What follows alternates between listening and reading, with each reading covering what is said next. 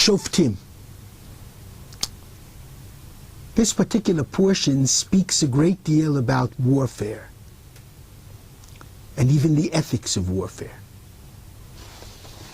But after the entire discussion of the necessity of war,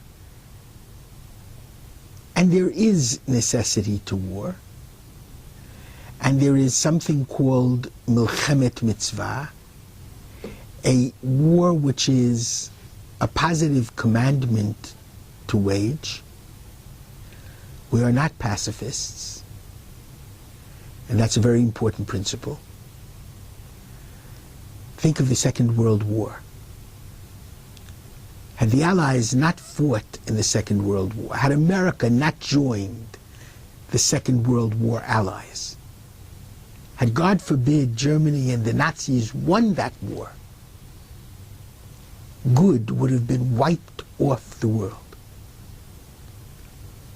The Nazis would have won, and there would be no Jew alive today. So there is what is called a milchemet mitzvah, a war which the Bible commands us to do. However, there's a Mishnah in the tractate Shabbat which asks a very important question.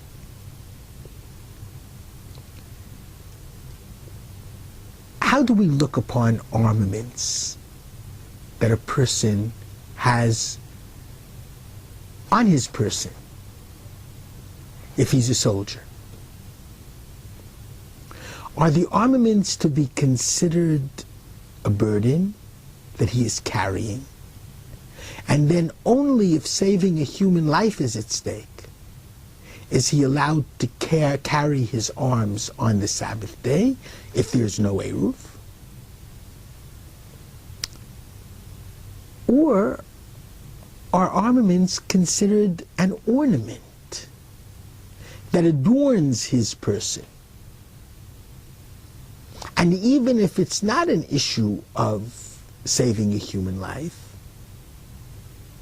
you would be allowed to wear armaments on the Sabbath day.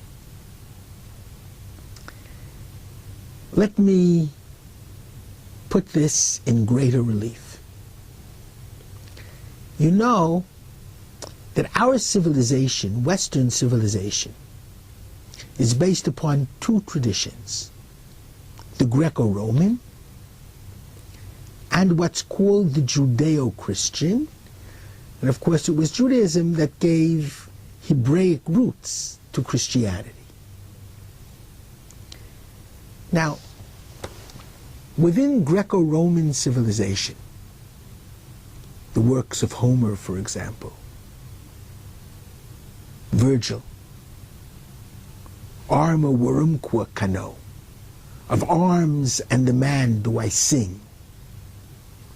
According to the Greco-Roman tradition, war was very positive.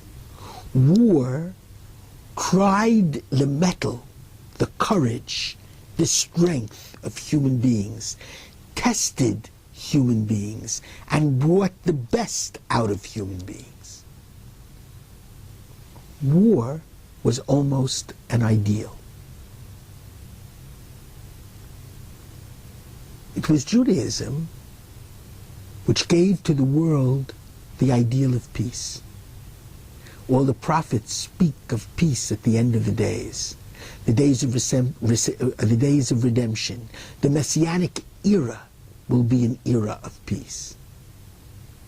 The prophets all talk about the nations rushing to the Holy Temple and understanding that the God of peace, one of the names of God for us is Shalom, peace.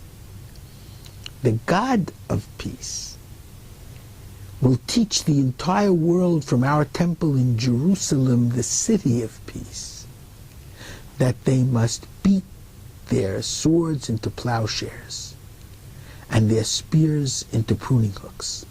Nation must not lift up sword against nation. Humanity must not learn war anymore. So Judaism sees peace as an ideal. Hence, Despite our portion of the week Shoftim, and the importance of war, and war which is a mitzvah sometimes, a commandment. If you're attacked, you're commanded to fight back. For the sake of Israel, you're commanded to fight. Nevertheless, in the question that I brought up a few moments ago, how do we look at arms? Rabbi Eliezer says armaments are ornaments, and therefore they can be adorned. Part of one's adornments, they can be worn on the Sabbath day. The sages, the majority view, and ultimately the normative halakhic view, the sages declare in the Mishnah, God forbid armament is an adornment.